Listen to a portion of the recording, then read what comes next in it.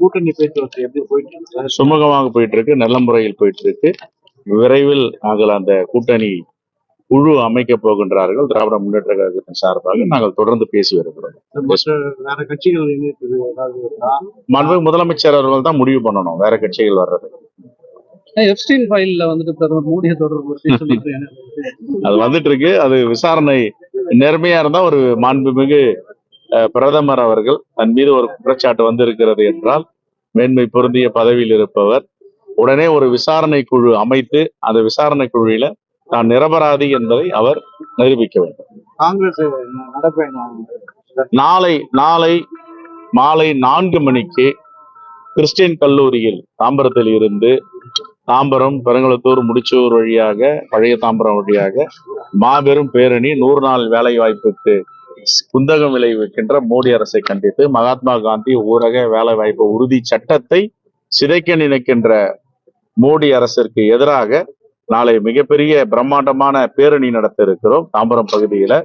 அதில் தெலுங்கானா துணை முதலமைச்சர் விக்ரம் சிங் பட்டி அவர்கள் கலந்து கொள்ளுகிறார், கிரீச்சோடங்கர் கலந்து கொள்ளுகிறார், புதுடெல்லியிலிருந்து தலைவர் பெருமக்கள் வரவிருக்கிறார்கள், ஆயிரக்கணக்கான மக்கள் திரள இருக்கிறார்கள். ஆகவே இந்த பேரணி என்பது ஒன்றிய அரசிற்கு எதிராக தமிழ்நாட்டினுடைய சாலிடாரிட்டி இறையாண்மையை பாதுகாப்பதற்கும் தமிழ்நாடு ஏழை எளிய மக்களின் கிராமப்புற பெண்களின் வாழ்வாதாரத்தை பாதுகாப்பதற்குமான இந்த பேரணி அமைய இருக்கிறது. பட்ஜெட் வந்து பெரிய அளவுல இல்ல. தமிழ்நாட்டுக்கு வந்து புல்லட் ட்ரெயின் கூட வந்து பெங்களூருக்கும் ஹைதராபாத்துக்கு தான் இன்னைக்கு தென் மாவட்டங்களுக்கு எதுவும் இல்லைங்க. புல்லட் ட்ரெயின் இவங்க 10 வருஷத்துக்கு முன்னாடி அறிவிச்சாங்க. எங்க ஓடுது புல்லட் ட்ரெயின் சொல்லுங்க பாப்போம். குஜராத்ல இருந்து மும்பைக்குன்னு அகமதாபாத்துக்கு மும்பைன்னு அறிவிச்சாங்க. அறிவிச்சு 10 ஆண்டுகள் ஆகுது. அதை பத்தி ஏதாவது ஒரு முன்னெடுப்பு இருக்கா? இல்ல. இப்ப சாதாரணமா எல்லா மாநிலங்களுக்கும் தேர்தல் வரும்போது நிதிநிலை அறிக்கையில சர்ப் அண்ட் சோப்புன்னு சொல்லுவாங்க, அறிவிப்பாங்க.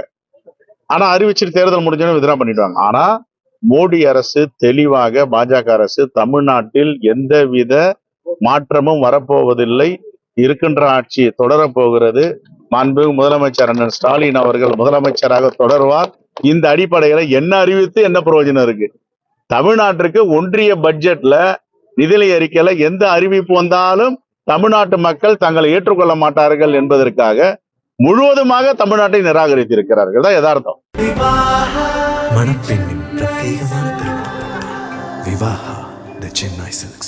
சில பேர் வந்து முயற்சி பண்ணுவாங்க, சரி ஏதாவது அறிவிப்போம், சலுகைகள் கொடுப்போம், அறிவிப்புகள் சொல்லுவோம், அது ஏற்ற அளவுலையாவது இருக்கட்டான்னு.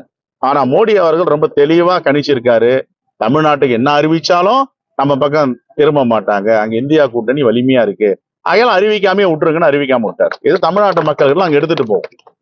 தமிழ்நாட்டு மக்கள்கிட்ட சொல்லுவோம், ஒன்றிய அரசு மோடி அரசு தமிழ்நாட்டை எப்படி 12 ஆண்டுகளாக வஞ்சித்து கொண்டிருக்கிறது, தமிழ்நாட்டை புறந்தள்ளி இருக்கிறது, தமிழ்நாடு இந்தியாவின் ஒரு பகுதி என்பதை மறக்கிறார்கள்.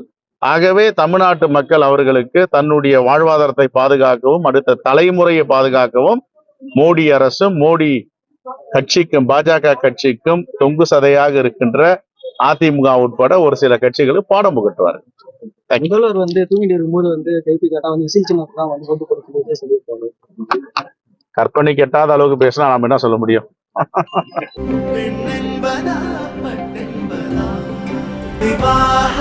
மணப்பெண்ணின் பிரத்யேகமான விவாஹா தி சென்னை சில்க்ஸ்.